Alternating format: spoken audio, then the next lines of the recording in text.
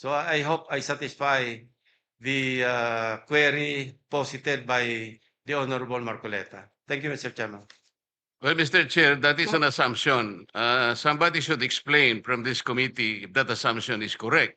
Wala po tayong personalan dito. I hope that these 5 officers, gusto ko rin naman sila. The floor is now open for question, inquiries, if there are any from the members of the committee.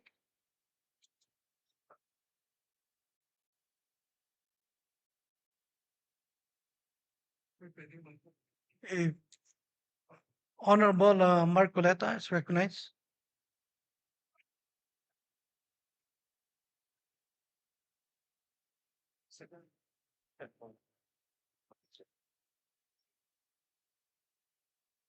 Good morning, Lieutenant General Peralta. Tama po ba na ang birthday ninyo is May 14, 1970, Yes, sir. which was last month? Yes, sir.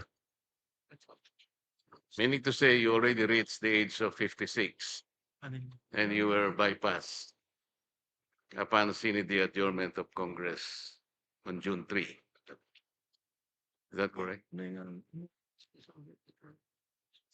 Yes. Yes, sir. As a matter of fact, Majority Floor Leader. this circumstance also applies to the rest of your colleagues, namely Vice Admiral Alan M. Javier, whose birthday is May 16, 1970. Major General Isagani Criste, birth date is April 21, 1970. Brigadier General Naisforo Diaz, birth date May 5, 1970. And Brigadier General Rus Mawate Remo, April 24, 1970. Meaning to say the 5 of you, General, already reached the age of 56. And everyone was bypassed upon the Senate adjournment of Congress last June 3, 2026. That is a fact, sir. And are you aware of Republic Act 11939? Yes, sir. Republic Act 11939 amended Republic Act 11709. You're familiar of that.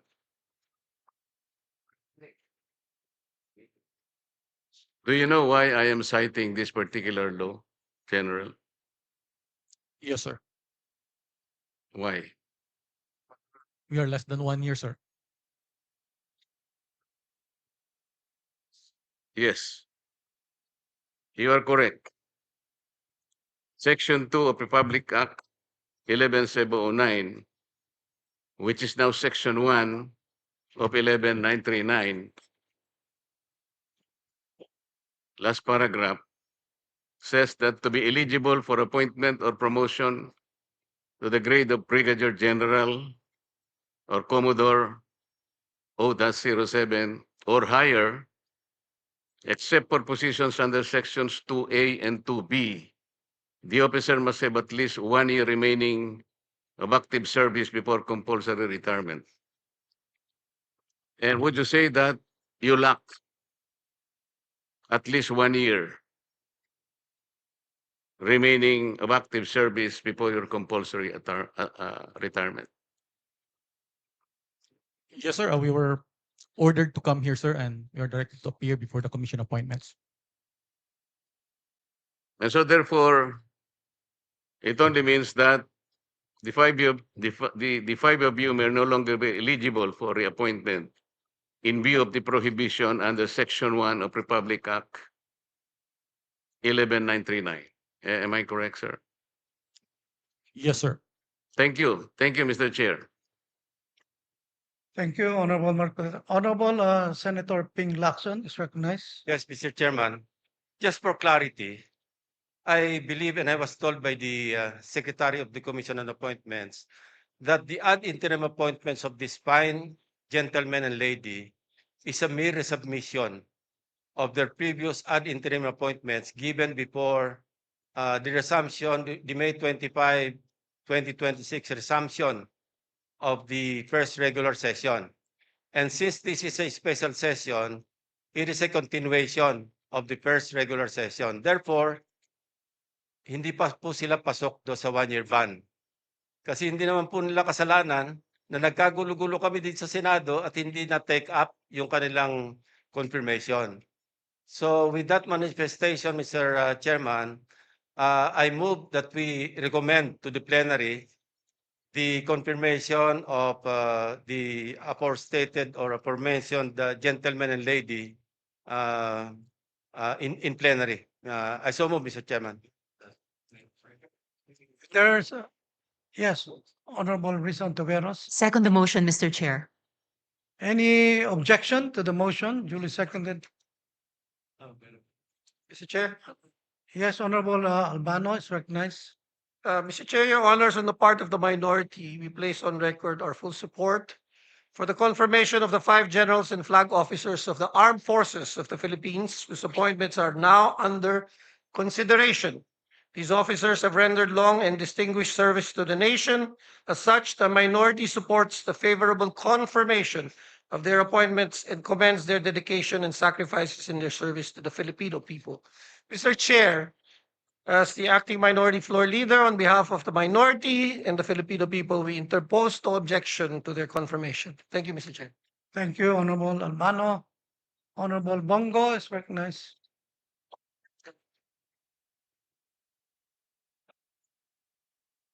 Mr. Chair, esteemed colleagues, allow me to express my full support for this commission. As this commission gives its consent to the well-deserved appointments of the senior officers of the Armed Forces of the Philippines.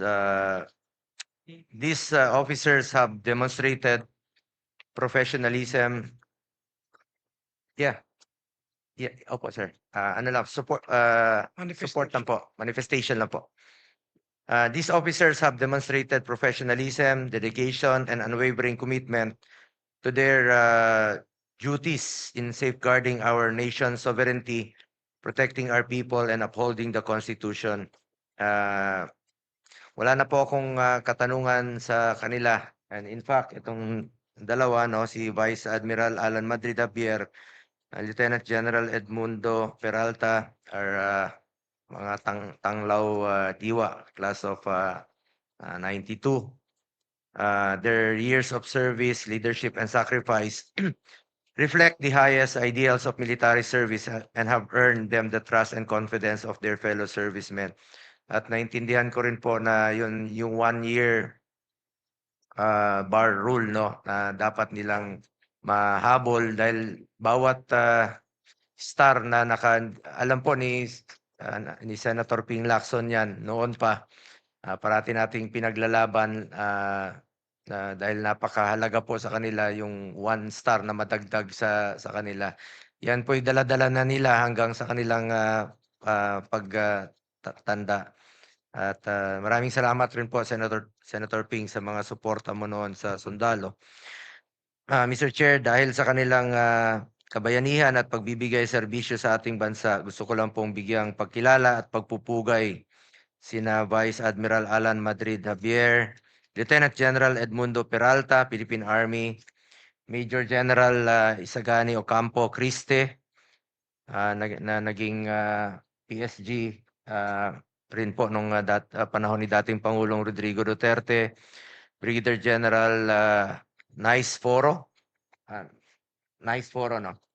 Medrana Diaz Jr., Philippine Army, and Brigadier General Rose Mawate Remo, women in uniform. Ma'am, sa panahon ng banta sa seguridad, sakuna at iba't pang hamon sa kapayapaan at kaayusan, sila ay naninindigan at naglingkod ng buong katapatan sa iba't ibang tungkulin at responsibilidad na kanilang ginagampanan. Napatunayan ng mga opisyal nito ang kanilang kakayahang mamuno at maglingkod. Panahon ng pandemya, panahon ng giyera sa Marawi, bagyo, lindol, baha, patuloy kayo nagtatrabaho para sa ating mga kababayan. At maalala ko po, nung panahon ni dating Pangulong Rodrigo Duterte, pinaglaban natin na madoble po ang sahod ng entry position ng military at lahat po ng uniform personnel. Dahil po yan sa inyong sakripisyo para sa bayan at hindi po natin mararating itong kinaroroonan natin kung hindi po dahil sa inyo. As our first line of defense, your continued courage and commitment are vital to defending our country's honor, rights, and future. We also call on you to remain steadfast in protecting our sovereignty. Maraming salamat po sa inyong dedikasyon, sakripisyo at walang katulad na serbisyo sa ating mga kababayan. Wala po akong katanungan kung hindi nagbibigay lang po ako ng full support dito sa ating hearing sa Commission on Appointments. Dati naman po akong membro dito since 2019 at hindi po matutumbasan ang inyong kontribusyon sa bayan, pero meron lang po akong paalala sa ating Armed Forces of the Philippines. Unahin lagi ang interes ng bayan.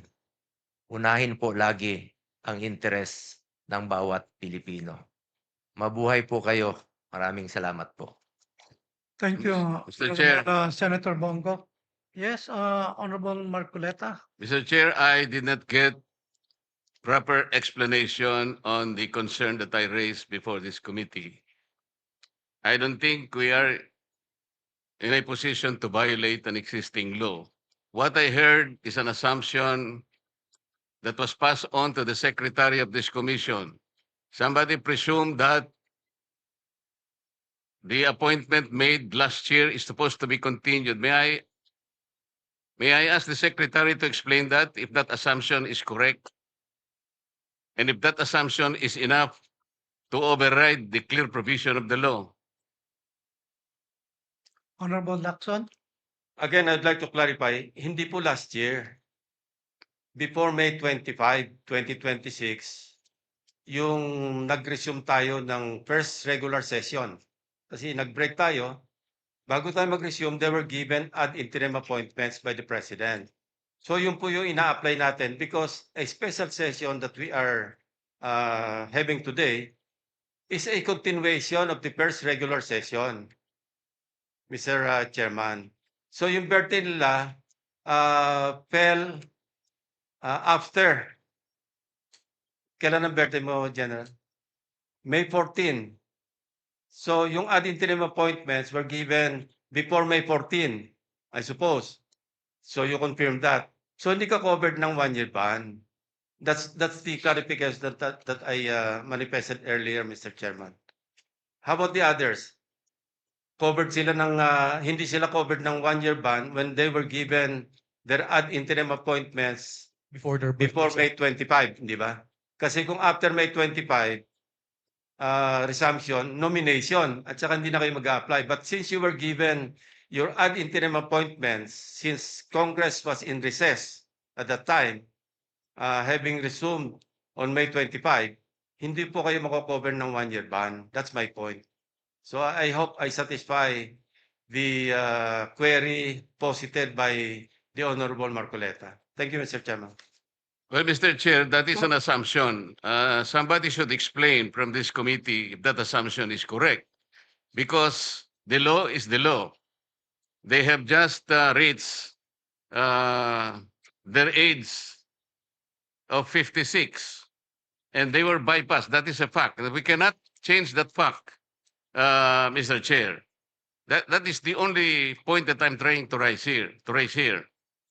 Kasi maliwanag po yung sinasabi naming batas. Wala po tayong personalan dito. I hope that these 5 officers, gusto ko rin naman sila na mailagay natin sa tamang ayos ng kanilang confirmation. But there is a hurdle here.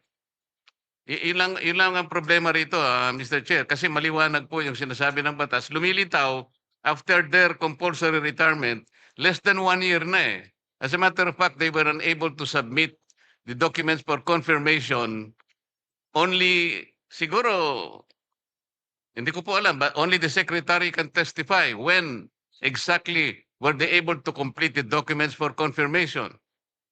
Ang may kasalanan po talaga yung June 3 kasi ano na tayo, adjourn. Pagkatapos, sana man lang before adjournment, sinabi natin, nag-schedule tayo na i-confirm natin sila.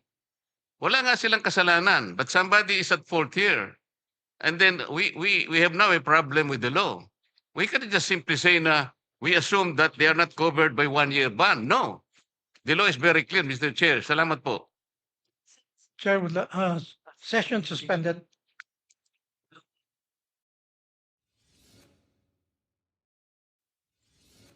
The chair also would like to stand corrected earlier. The chair has declared it was session suspended. It's a committee hearing suspended. So we now continue. I believe Honorable Marcy Teodoro.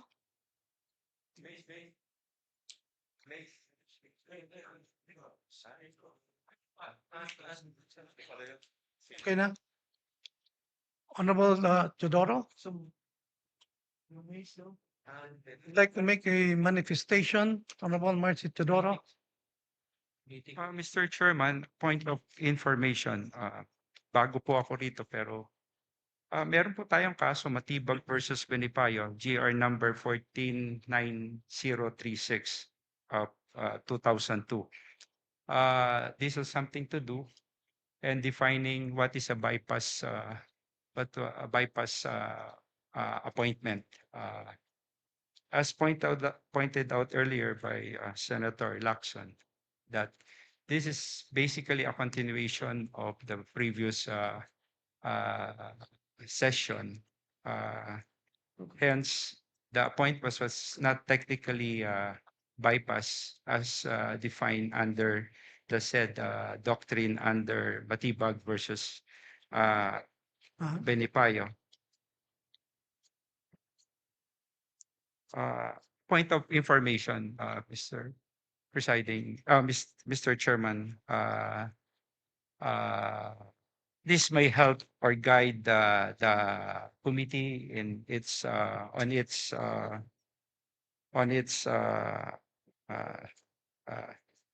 decision. As defined, a bypass appointment occurs only when upon the close of the session of Congress. It's true that the Congress was immediately adjourned, but a special session was called upon, so it's being considered a continuation this proceeding. So if June 17 of this year is considered a continuation of the same congressional session, and this is not a new session, that event triggers the bypass, but not yet occurred. Therefore, the appointment remain pending and subject to the CA action. This is my humble observation and opinion on the matter, Mr. Chair, that the appointments remain pending and subject to CA action. Thank you, Honorable Teodoro. Yes, Honorable Marcoleta. Mr. Chair, I think we should clearly clarify that this plenary session is not a continuation of the last session. This plenary session is not a continuation of the last session, simply because this is a clearly separate proceeding, given that Congress adjourned sine die on June 3. This is very clear. We should not explain it any further. And Matibag versus Benipayo was quoted, Mr. Chair. In this case, Mr. Chair, an ad interim appointment can be terminated for 2 causes specified in the Constitution. Article 7, Section 16, Paragraph 2.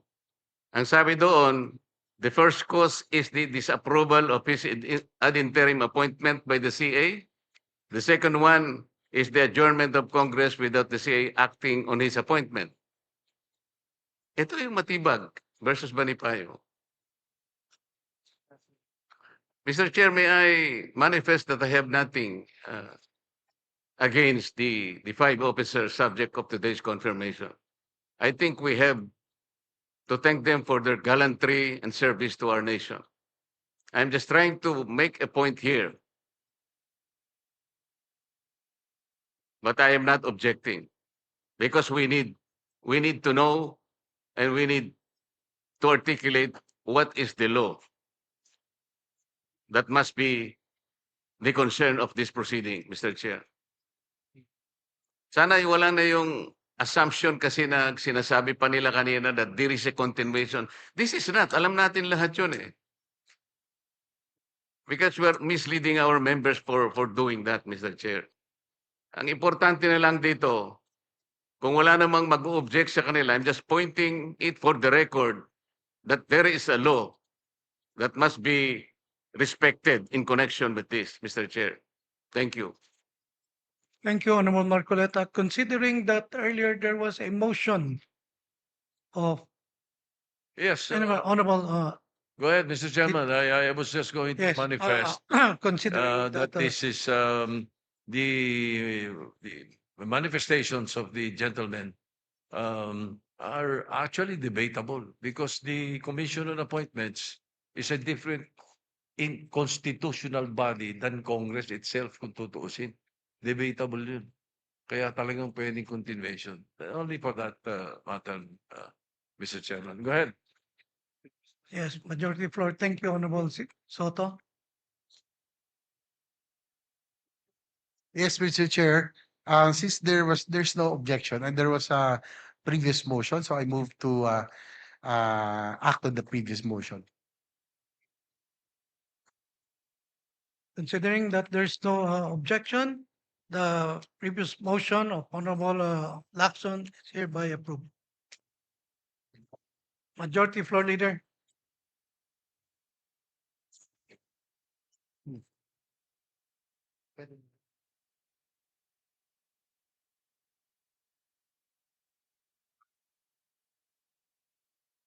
Mr. Chair, since there are no more objections, I move to recommend to the plenary for the commission to confirm the ad interim appointments of the 5 generals and flag officers of the AFP. So move, Mr. Chair. There is a motion without any objection. The same is hereby approved. Majority Floor Leader. Mr. Chair, there being no other matters to discuss, I move to adjourn the meeting. On motion of the Majority Floor Leader, there being no objection, the meeting is hereby adjourned.